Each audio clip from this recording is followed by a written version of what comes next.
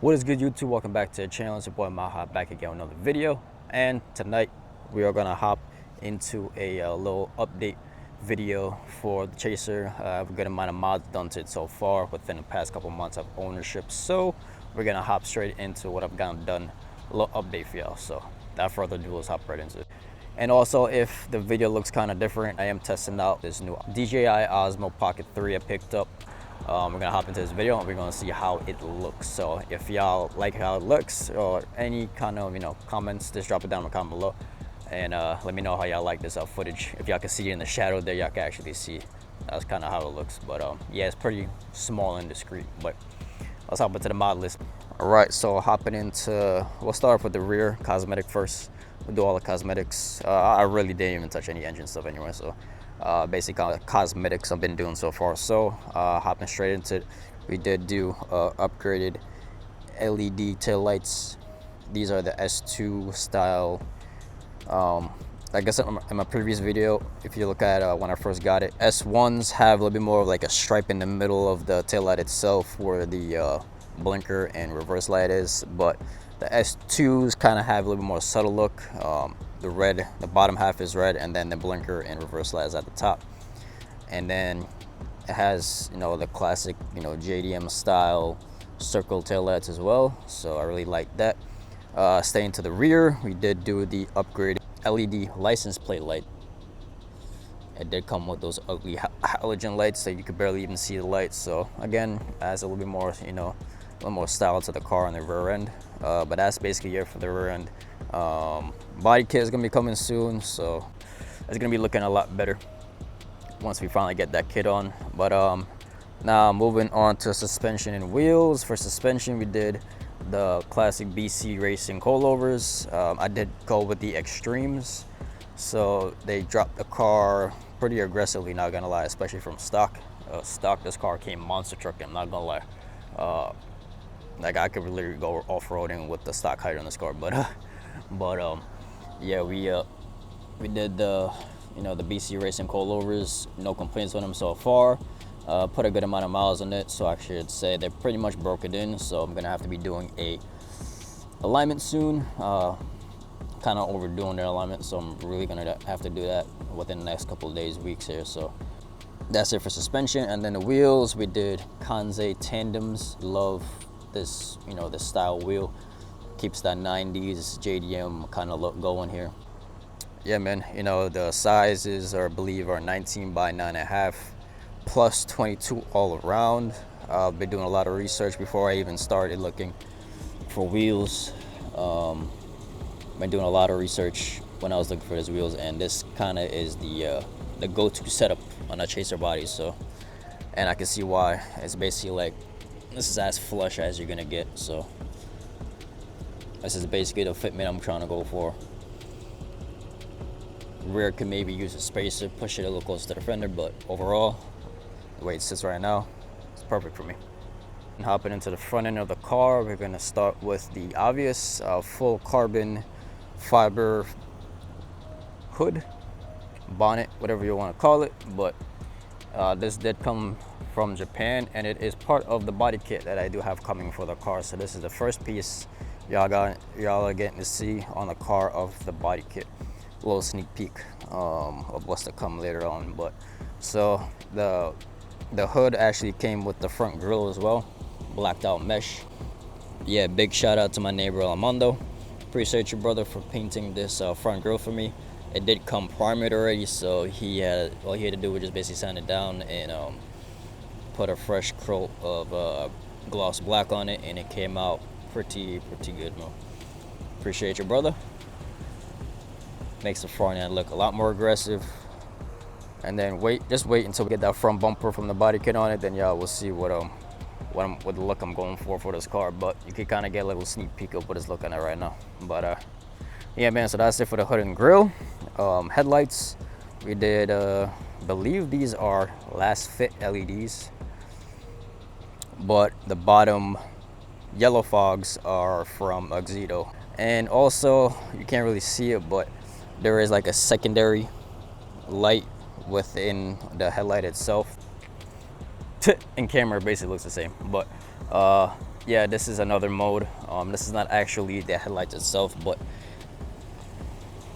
that little bulb up there is a small little T10. Basically, that goes the same bulb that goes in your doors, but it still, you know, it gives a little aggressive look to the front end of the car, especially during the day. I kind of rock that during the day with the yellow fogs, and I don't know. It just gives a nice, again, a nice little subtle touch. You know, right now it's just small little changes here and there, but especially with this car, small changes make a big difference on this car. And that kind of goes with any car if you do it correctly. And finishing off the front end, I did do a little custom Japanese style plate with the 97, the Japanese flag. I gotta figure out what these say in Japanese, but, and then the Maha, of course, you gotta let y'all know. And hopping into interior. So first things first, as you can see, I did upgrade the light in the door to T10 LEDs from Last Fit. Shout out to Last Fit. Really like how those look. And for the interior, we did have, you know, I did want to put a quick release steering wheel. So this is a Sparco, I believe it says, yeah, world champion model steering wheel. It is leather, perforated leather, and it is a quick release. I did go with the Works Belt hub and quick release made from Japan. No complaints with it. I've heard very, very good things about it. And it's, you know, the quality is there, man. As soon as you take it out, it's night and day. So, especially paired with the steering wheel, kept with the little red, silver, and red kind of theme we got going on in the interior here. So, and it already has like red stitching inside the wheel itself with the little red. Y'all can see that. The red 12 o'clock positioning, Sparco engraved onto the right side of here. But this wheel is real solid, and especially with this Works Belt combo, really loving how it looks. And to finish off the wheel, little steering wheel combo I got, I added this little locking mechanism as well. So all you gotta do, take your wheel off, park your car overnight, parking car somewhere, say you don't know you at, you're shady, you kind of don't want to, you know, just a little safety precaution. Lock that up, boom. So now, you know, someone really can't tamper with this. And also, say if someone does come in here or whatever, they're trying to mess with your car, it can, and they start pushing on it. If they start pushing on it, hits the horn. So it's a nice little, you know, little touch to the interior here. And then for the interior piece too, I did do my little Trini flag and a TRD little lanyard here. Kind of matches with the Trinidad flag too as well. But yeah, man. And also, again, shout out to my neighbor again, Armando. He really helps me out, man. He really helps me out, and I appreciate you all the way, bro. So he gave me this little device here that helps add TPMS to cars that don't have TPMS, or if your TPMS is messed up. So this little meter here is running all of my tire pressures, all four corners, as well as their temperatures. So the left there in green, if y'all can see that, focus, there you go. You get your temperatures and your tire pressures. So the way it is being monitored is through a valve cap, or the valve stem, the cap that goes onto your valve stem on the wheels. So all they do is basically replace your valve stem cap, and they are coordinated. You know, it says FR front right, this says front left, rear right, rear left.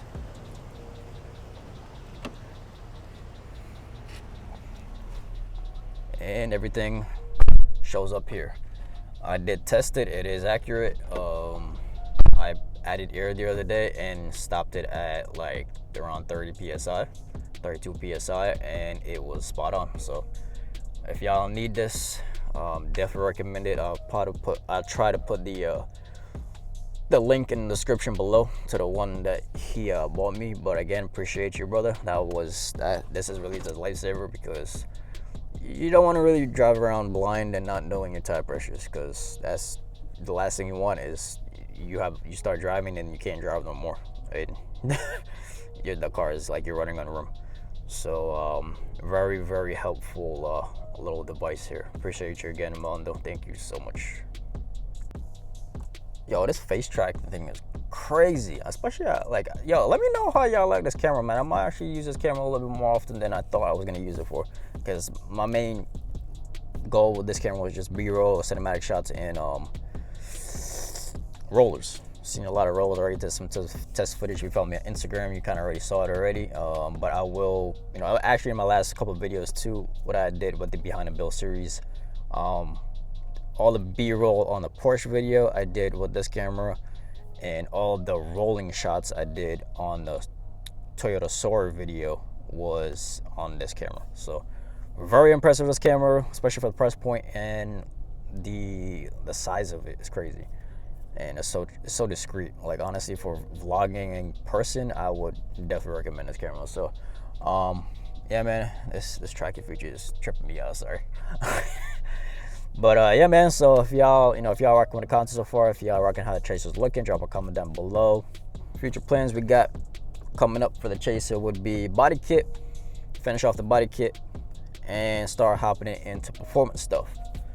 I did decide I'm gonna go straight into GTE 2JZ GTE, not the GE, just to save a little bit more time and throughout the build process, because if I do the GE, I'm gonna have to convert to the turbo and then start doing upgrades internally and all that, versus just getting a straight GTE that's already built internally and just do smaller modifications, upgrades here and there, and get the car to around like 500 horsepower, have a little fun with it, and then see how the car reacts, and then go from there. So that will be the plan. If y'all interested in JDM turbo content, 2JZ drifting, all that, that's gonna be all done on the Chaser platform. So stay tuned for that.